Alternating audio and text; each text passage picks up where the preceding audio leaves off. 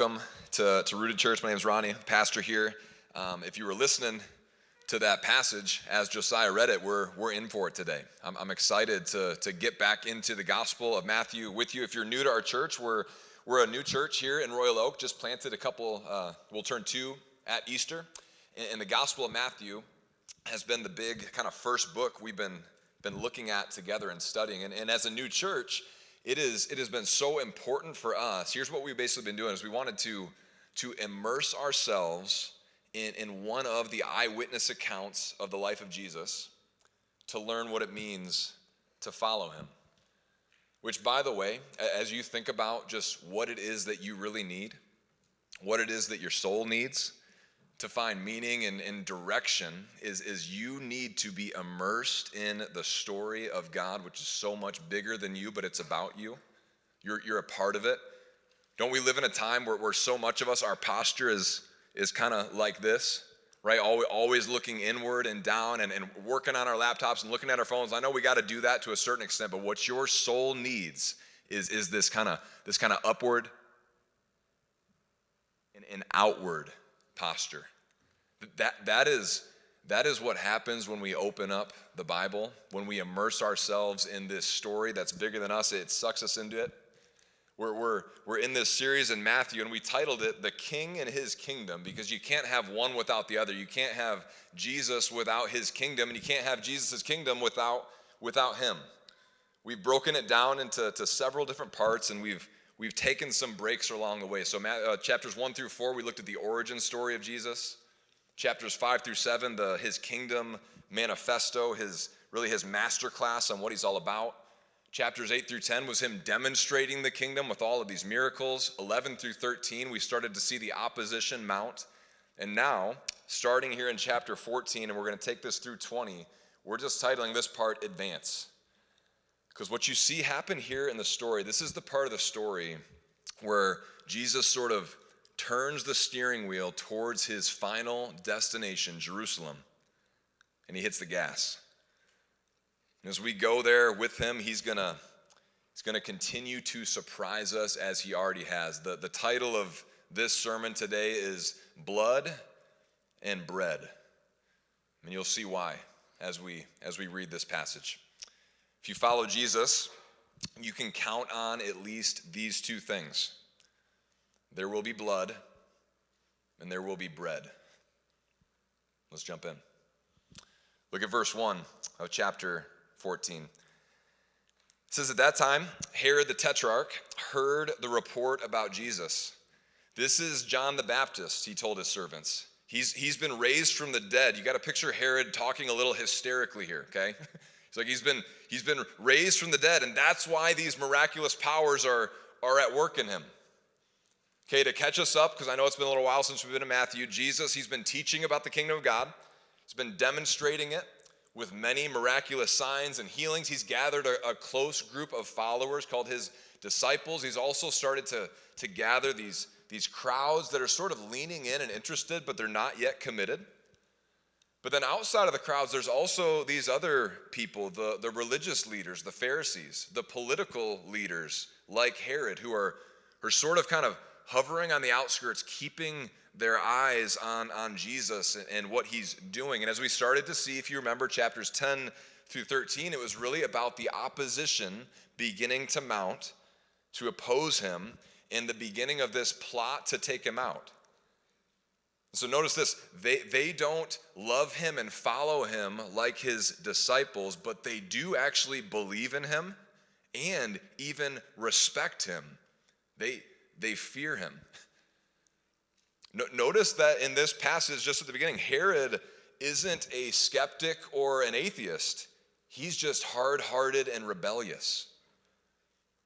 And that's a scary place to be, that actually a lot of people are. They don't deny that God is real, or at least the supernatural or something transcendent beyond that. They just don't want him interfering with their lives or what they're doing in their little kingdom, like Herod. So the text, it says, when Herod hears about all that Jesus is doing, it says he's afraid, and he says that, John the Baptist must have come back to life, which should make us ask, well, what happened to John? Look at verse 3. It says, "For Herod had arrested John, chained him, and put him in prison on account of Herodias, his brother Philip's wife, since John had been telling him, 'It's not lawful for you to have her.'" You can read in between the lines there. It says, though Herod wanted to kill John, he feared the crowd since they regarded John as a prophet. All right, John the Baptist, we've had a couple different messages that were on him as he's come up in the story. He stands out to us here as an example of costly obedience to God. He knew that there would be blood, but he went forward anyway. It says he rebuked Herod for this relationship with his brother's wife, which would have been a sexually immoral relationship. This took conviction and this took courage. And notice that Herod doesn't say that he put him on blast on social media. He didn't start a rally and shout it from the mountaintops. It said he actually talked to him about it personally. So it appears to have been a private conversation, maybe actually several conversations. John must have had access to him somehow. They knew each other. John had a voice with him. And so the lesson for us here, just kind of as an aside, is we don't need to go looking for trouble as followers of Jesus. We just need to be faithful in the places where he's put us, and some of those places are very dark. Maybe for you, you think about your workplace or that kind of group within your workplace. Maybe for you, it is your group of friends. Maybe it's your family. But all of us have been put in places. We don't need to go looking to start problems. They're there right in front of us if we would be faithful to Jesus in obedience. Faithfulness comes with a cost. Verse 6, when Herod's birthday celebration came, Herodias' daughter danced before them and pleased Herod. So he promised with an oath to give her whatever she asked. Prompted by her mother, she answered, "Give me John the Baptist's head on a platter." It's a wild scene. It's in the Bible. Apparently birthday parties were a thing back then, at least for kings like Herod. You can read in between the lines of this text and see that Herod and his friends were partying pretty hard at this birthday party. It even includes this seductive dance from his niece become daughter. It's very strange, very dark. And just notice in the middle of this very dark birthday party, John's life gets caught in the crosshairs of their deviant, sinful desires. Every human being faces pain and difficulty and suffering just because that's what life is like in a broken and fallen world. All of us, whether you believe in God or not, you will face trouble, you will face difficulty, but sometimes following Jesus leads you right into the thick of it, especially if you stand between someone and their idols. We see here that John's courage to speak truth to power ends up getting him killed. And for you, as we're kind of trying to go back and forth in this passage and find ourselves in the story, you are more than likely not going to get thrown in prison. You are likely not going to get threatened to die. You're not going to get your head chopped off. But I do want you to notice the reason that you and I aren't facing threats like that is because John did. And the rest of these first disciples actually did. And generations of these first early Christians, and still some around the world, they did. They actually did pay that kind of cost. There are Christians that built the world of religious freedom for all people that we live in with their blood. This is the history of the world. This is the history of the church. And you and I, we will have our own price to pay if we step up as a light in a dark space, whatever that is for you. It could be the vocational cost of maybe getting passed over for a promotion and not getting pushed forward because you won't be unethical, you won't cut corners. You won't make your work an idol like it requires for you to be successful. Maybe that's the kind of cost that you'll pay. Maybe it'll be the relational cost, the social cost of passing up on a potential spouse because they're not serious about God and following the Lord. That's a real cost. That's a real thing that you have to weigh. I think as we immerse ourselves in this story, it's one of the things that's kind of jumping off the pages of Matthew is that some of us thought that the good news of following Jesus was that it was going, we thought it was going to be a better life, and it is, but we thought that meant easy and comfortable. And Jesus earlier, he said, hey, John the Baptist, greatest man, greatest human being that's ever lived. Greatest human being, righteous and good, innocent. And this was not his story. Verse 9, it says, although the king regretted it, talking about Herod, he commanded that it be granted because of his oaths and his guests. So he sent orders and had John beheaded in the prison. His head was brought on a platter and given to the girl who carried it to her mother. Listen, being a Christian does not protect you from experiencing pain and suffering in this world. At times, it may bring you even closer to it.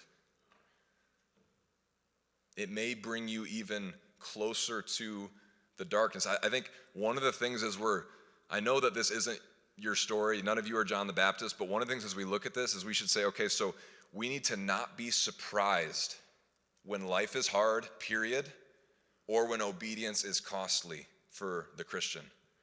We need to be ready for it. That's one of the things this passage should do for us. Say, okay, we need to be ready for the cost. We need to expect that life will be hard just because it's corrupted by sin. We need to know that. And we need to expect obedience to be costly, because what obedience to God is, it's to go against the grain, against the current of a sinful world. So if you follow Jesus, there will be blood. But as we're going to see in the next scene, there will also be bread. Look at verse 12. Then his disciples, this is talking about John's disciples, came, removed the corpse, buried it, and went and reported it to Jesus. Jesus' cousin, John, just became a casualty of his mission. And John was all in. Jesus is not feeling guilty like he had done something wrong in this moment, but imagine what that would feel like. John the Baptist, his cousin. So Jesus, notice this, Jesus knows grief and loss. He was actually known, Jesus, as the man of sorrows. That's what Isaiah predicted him to be. That's what Christians have looked back and said, Jesus, he was simultaneously the most joyful man who ever lived. Remember the Sermon on the Mount, Matthew 5-7? It was all about how to live a truly flourishing life now and forever. And at the same time, deeply acquainted with grief. In his humanity, Jesus knows what it's like to be stopped in his tracks by bad news. He knows what that experience is like. So here's what that means for you and for me. It means that he sees us. He sees you this is a very unique kind of grief that Jesus is walking through. He sees your unique and particular grief and pains.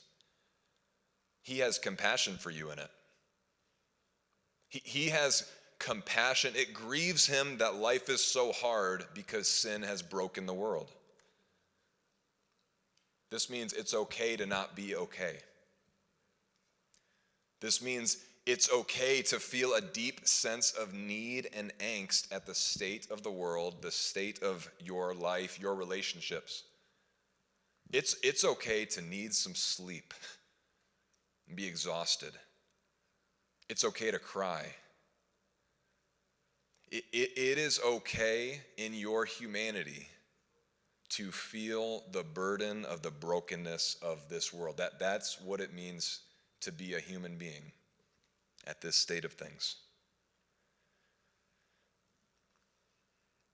Jesus even knows what it's like to want to run away from the pain.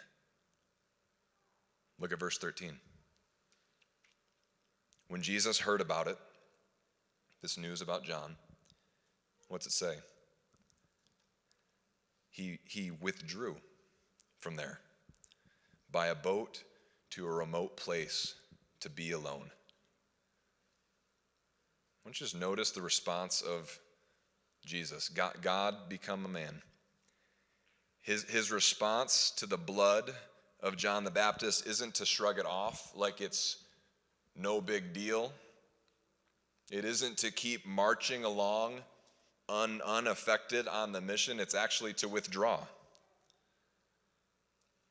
But the difference between Jesus and us is that he practices a way of withdrawing that is holy and healthy.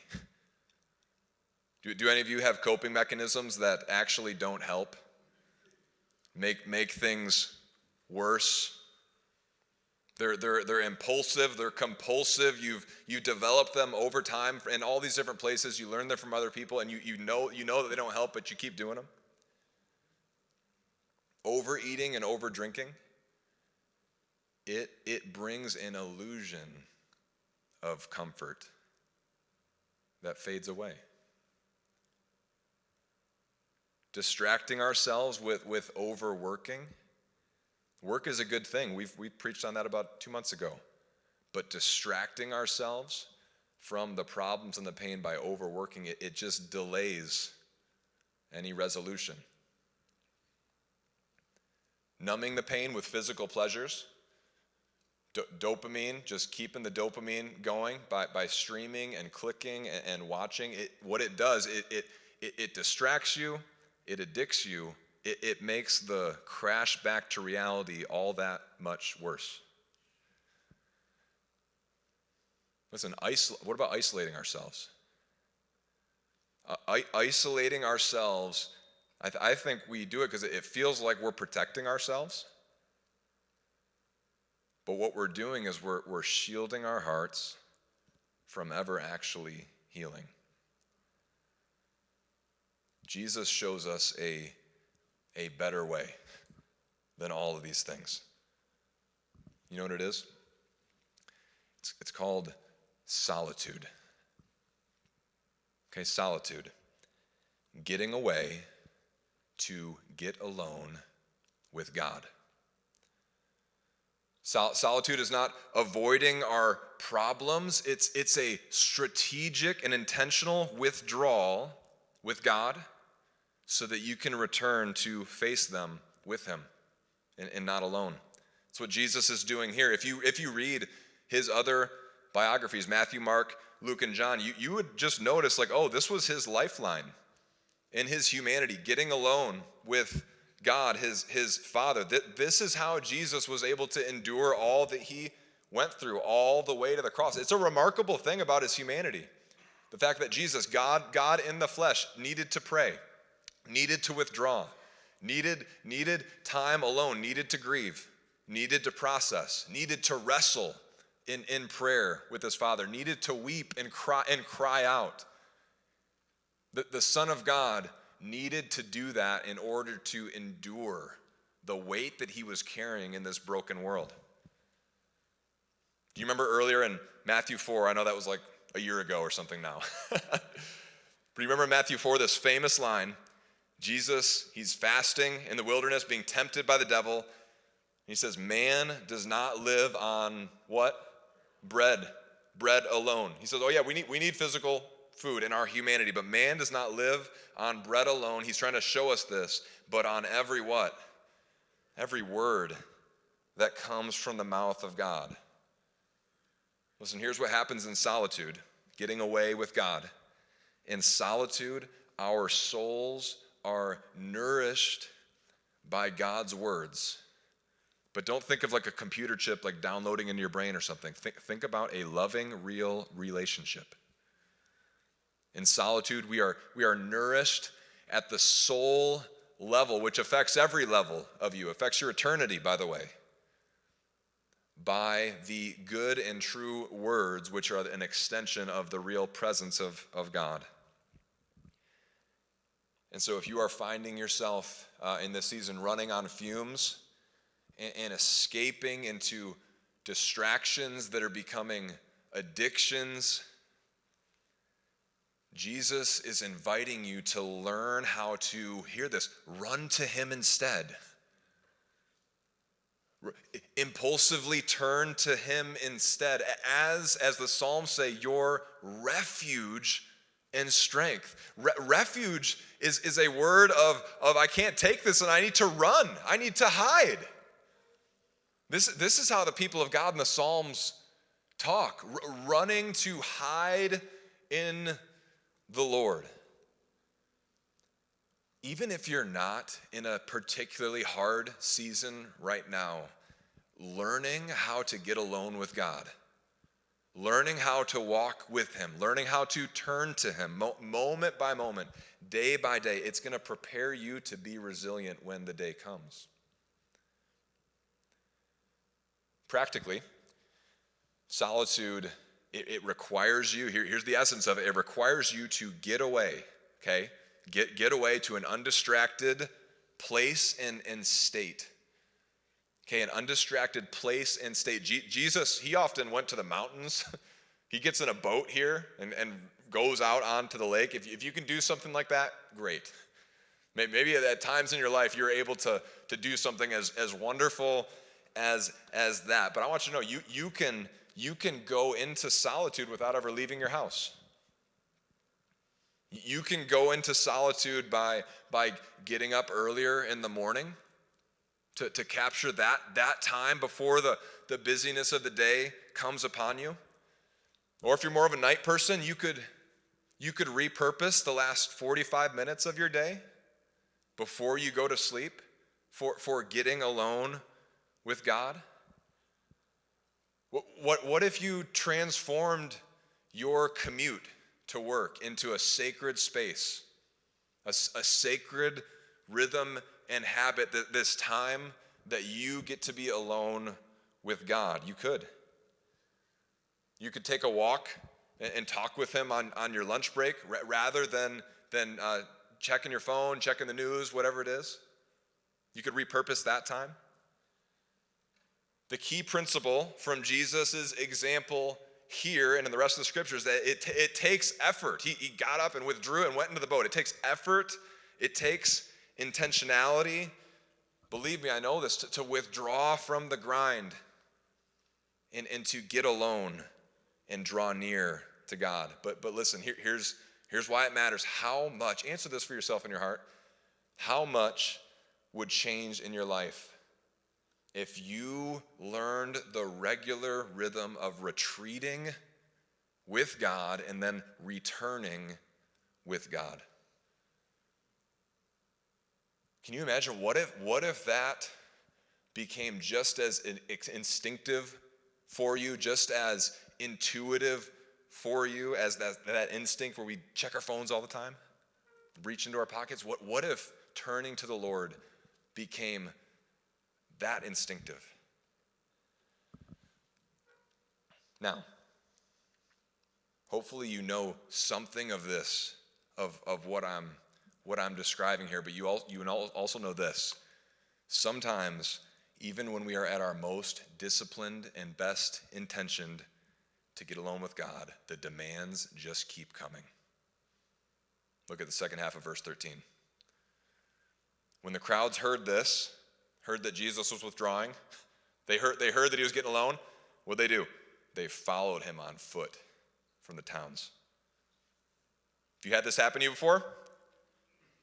You just need some time to yourself, but the rest of the world doesn't seem to care. Your to-do list does not care. Your work does not care. Your responsibilities, maybe they do care, but then they don't care. Time just keeps going. And the question in those moments is what, especially if you're someone that's like, oh yeah, I want to spend time with God. What do you do?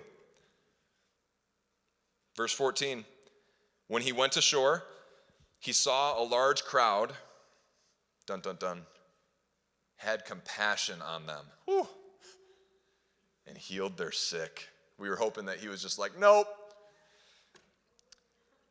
Now listen, there's other times in Jesus' life where he actually does say no to ministry opportunities or even to the real needs of another person so that he can say yes to something else. He really does do that. He'll say no to somebody to say yes to another person, or he'll say no to someone so that he can say yes to his Heavenly Father. He does do that. But then, and here's the tension, there's times like this where Jesus, he chooses to press forward in serving others when he had been planning on getting away. He was in the boat, and they met him on the other side of the lake. And he presses forward. Now, I would imagine that I think most of us need to realize we have more opportunities to get alone with God than we're taking advantage of. We do. We have got more time. There's possibilities there, but we also need to learn this kind of opposite lesson. We also greatly need to learn how to press forward with the Lord in difficult moments and on overwhelming days. Being a loving parent, being a good friend, being a diligent worker in your field, being a contributing church member, being a faithful spouse, all of those things is so often about serving others when you don't feel like it and when you don't feel like you can. That's when those things happen. And then here's just the key point in this. I think God made it this way by design so that he can form us out of selfishness and also out of self-dependence. He has booby-trapped our lives towards our sanctification, to steal a line from Catherine Mack. Look at verse 15. When evening came, the disciples approached him, Jesus, and said, "This place is deserted and it's already late. Send the crowds away, Jesus." Like, what are they still doing here? Get them out of here so that they can go to the villages and buy food for themselves. This is the disciples speaking. This is how I would respond. Practically minded. I'd be like, okay, enough is enough. You've done enough. We've done enough. Send them home. The size of this crowd, by the way, is about 20,000 people. Scholars would estimate, because it says it's 5,000 men. That's not including the women and the children. So understandably, this is the size of Berkeley has followed them to the other side of this lake. This is overwhelming. This is an overwhelming need. They deserve a break. Jesus was about to take a break. In Mark's account of when this happens, the way he positions it is he says the disciples had just gotten back from a mission trip that Jesus had sent them on. So they're probably exhausted. And so we got to wrestle with this. Jesus looks at them and he says, "Boys, it's time to get back to work. We're not taking a break." Let me ask you this. How do you respond when the crowds are getting in the way of your comforts? Let me put it this way. What comes out of you when someone else's needs are pressing on your patience and on your capacity? Or just when you have a responsibility and you know it's your responsibility, but you just don't feel like doing it. What did the disciples do? They just asked Jesus if he could make it go away. Like, can you just make them go away? Do you have something in your life like that right now? Do you just wish the Lord, maybe you're praying this, you're asking the Lord, just make this go away. Now seriously, sometimes, many times, we all have testimonies of this. God in his mercy, he does make some things go away. You've got this debt that you're trying to get out of, and then you have just the generosity of some friends or some anonymous person that gives you a gift that helps you get out of it. And God is the God that makes a way where there is no way. And in his mercy, he really does do this. But sometimes he doesn't. Sometimes he says, I'm actually not going to take this weight off your back because I want you to be formed and shaped by it, and I want you to help them. Verse 16, this is Jesus' answer. He says, they don't need to go away, Jesus told them. You give them something to eat. Guys, Jesus does this to us sometimes. He doesn't make it go away. He actually tells us to go after it, and then what do? We complain. We doubt. Verse 17, but we only have 5 loaves and 2 fish here, they said to him. Isn't this is so us. Now understandably, again, 20,000 people, I mean, in one way, they're just being realistic, but also don't forget, these are guys that have seen Jesus do miracles already. Okay? So here's what's happening. And now let me say this. If you ever feel like you're just not very good at being a Christian, please take comfort in just watching these guys. These were the first people to not be good at being Christians, the disciples. All the way. And listen, this is where they were at. This is what they did. They asked dumb questions, the very same things that we would ask. They didn't believe. They struggled. They turn on Jesus, all of these different things. And they became pillars of the church through moments like this. This is how it happens. You say, if we give them our bread and fish, then what are we going to eat? We can do this with our time. We can do this with our energy. We can do this with our money. Like, Jesus, how could I share this? Like, what would happen to me? And like the disciples, here's what's going on in the heart is we just have a hard time seeing past our own needs to the needs of others. And we have a hard time seeing past our limits to the God who can provide. We have a hard time seeing that. And so what God does, this dynamic is happening in the small little nitty-gritty moments of your life and in the big seasons and stories. What he's doing is he presses on us. He's pressing on us. He says, I'm not going to make it go away. I'm going to call you to go forward. And he's pressing on us so we have no other choice than but to look to him. And in verse 18, one of the just great little phrases you can hold on to in your heart, he says, bring them here to me, he said. Jesus says, you're right. You're right. I'm looking out at this. Like, you can't do what I'm commanding you to do for these people on your own. Bring your bread and your fish to me. Bring me what little that you have. Bring me the little energy that you have. Bring me just that little bit of motivation that you have. Bring me the little bit of time that you perceive that you have. Bring me the little bit of money that you say that you have. Bring me that person. Bring them to me in prayer. Bring them to me. Here's what you need to know. Let me take a weight off of you and then put a different one on you, the right one. Your job is not to be Jesus. Jesus is Jesus. His job is to be Jesus. Your job is to follow him, and your job is to bring yourself to him. And bring others to him. Your job isn't to be him, it's to bring yourself, present yourself to him and trust him, which is the place of faith. Verse 19, then he commanded the crowds to sit down on the grass. Okay, they've given him the bread and the fish. He took the 5 loaves and the 2 fish, and looking up to heaven, he blessed them. He broke the loaves, gave them to the disciples, and the disciples gave them to the crowds. Everyone ate and was satisfied. They picked up the 12 baskets full of leftover pieces. How many disciples were there? 12. There's enough for them. And it says those who ate were about 5,000 men, besides the women and children. We were supposed to realize here, this was not a logistical, he figured it out. This was an absolute miracle. Okay? Absolute miracle. Jesus is making a statement, but one of the statements that he's making just really practically for your lives is sometimes God, he does these miraculous or just more than we could have ever imagined things through a path of obedience we thought was not going to amount to anything. Just even a path of obedience that we were kicking and screaming and complaining and not believing, but then we just did it. As followers of Jesus, we need to expect that there will be blood, but we need to also trust that there will be bread. Okay? It will be hard, and he will provide.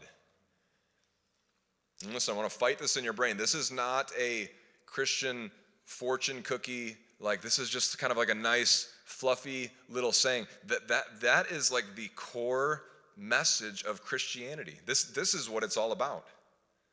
This is what it's all about. Let me put it this way. This is how we're going to end the sermon. Jesus bled so that he could be our bread. He knows suffering, right? He suffered so that he could provide for us everything we need, most importantly, salvation. Think about this with me. Jesus was going to withdraw after he got the news about John the Baptist's murder, and rightly so. That is what he should have done. It's what we should do when we need to grieve. But when the crowds pressed in on him, what must have been happening in some ways, he decides, okay, it would be right for me to withdraw, but this is now the perfect opportunity to make a statement by doing a miracle. Jesus knows that there's going to be blood in his future. He has now set his sights on Jerusalem, where he will be murdered for speaking the truth to power. He's going to be murdered at the hands of prideful and cowardly men who totally believed in him and totally would not bow to him because he was threatening their kingdom. But as we keep reading, we're going to see that the Romans and the Jews, they didn't take Jesus' life from him.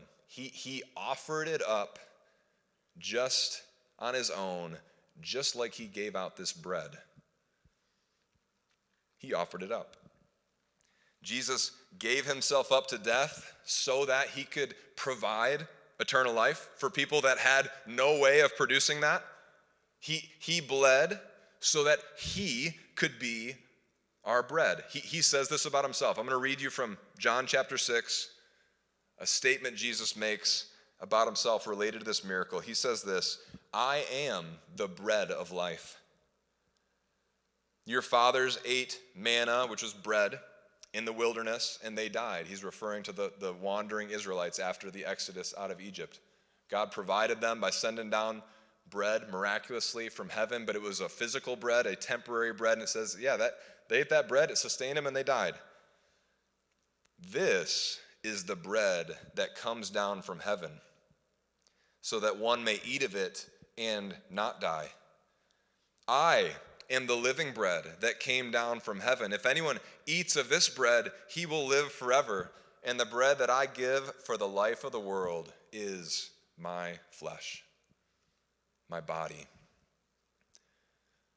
Listen, life is very hard, but hell, ultimate separation and suffering from God, is going to be worse than any of us can imagine. That suffering, that separation. And so God, he wants so much more for you and for humanity than for you to be temporarily relieved from the pain now. He wants you to live forever and be satisfied. He doesn't just want you to have bread that still allows you to die. He wants you to have the kind of bread that can cause you to live forever. Your greatest need is forgiveness of your sins so that you could be reconciled to God, because there's blood on your hands. The blood that's in this world that we've been talking about, it is not just out there. It is from you. It is from me. And that is what Jesus has provided in his death. He bled for you. He shed his blood for you so that you wouldn't have to shed yours. It says you would not die, but you would have eternal life. He shed his blood for you so that you could one day be a part of a world where there is no more bloodshed. He did that for you. On the night before he went to the cross, do you remember what he did? Shared a meal of bread and wine with these disciples.